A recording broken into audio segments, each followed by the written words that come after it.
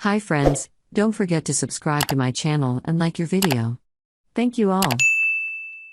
We had hoped that the move to electrification might shrink the world a little by allowing different parts of the globe to share the same models, especially EVs based on existing combustion cars.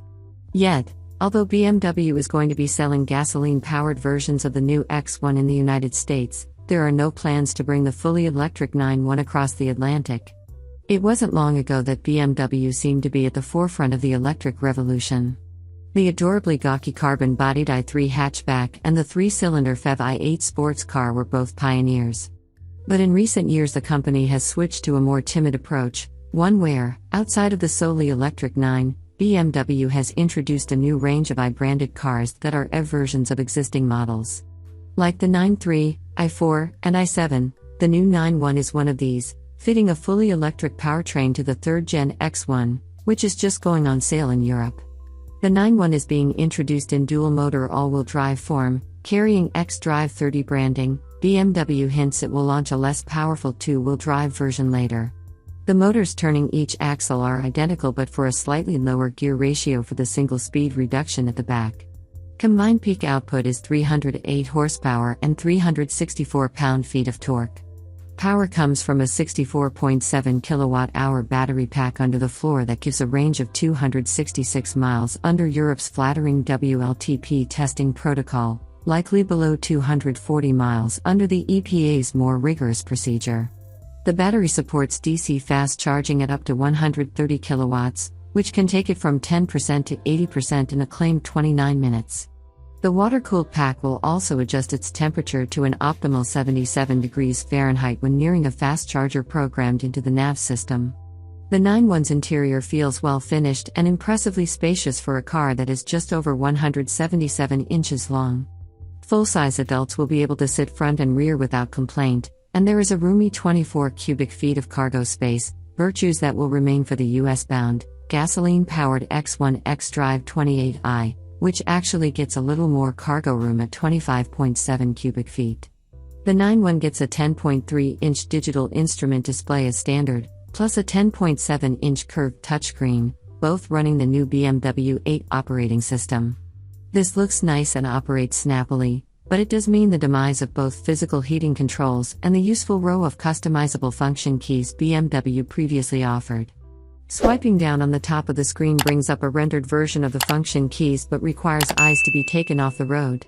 Similarly, although a My Modes button on the center console has survived the cull of conventional switchgear, pressing it just brings up options on the screen, with another input then required to select one. This EV's performance is punchy and delivered with minimal drama.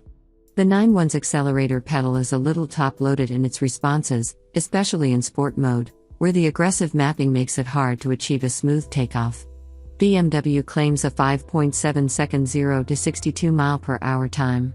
Full thrust is reserved for boost mode, which is activated for 10 seconds by pulling a paddle behind the steering wheel, but we didn't notice a perceptible difference versus just stomping on the accelerator.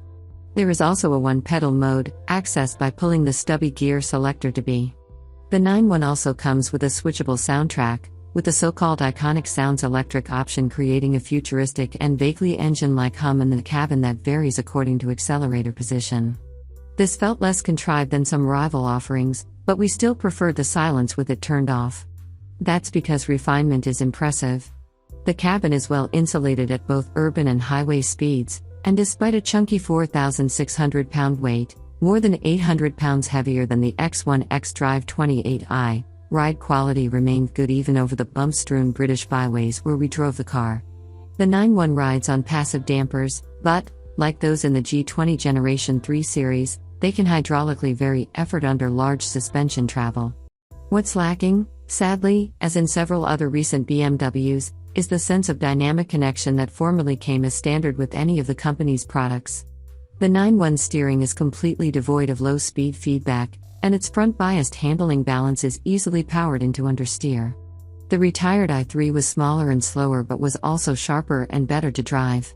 The priorities of driving enthusiasts don't seem to be very high on the list of iX1 attributes. The point is made by 3 new switchable modes that have joined the familiar personal, sport and efficient settings, expressive, relax, and digital art. Selecting expressive changes the dashboard display and triggers the driver's seat massage function. Switching to another mode didn't turn the kneading off, which had to be done through a tour of various menus. Relax started to play an ambient soundtrack. And Digital Arc gave another redesign to both display screens. Frankly, all felt like gimmicks. Still, should we feel aggrieved to be denied the 9.1? Definitely, given its combination of relatively strong performance, cute design, and competitive pricing, in Europe at least. In Germany, the pre-tax price translates to just over $45,000, meaning it costs almost exactly the same as the entry-level Kia EV6 and undercuts the Mercedes EQA 350 4MATIC.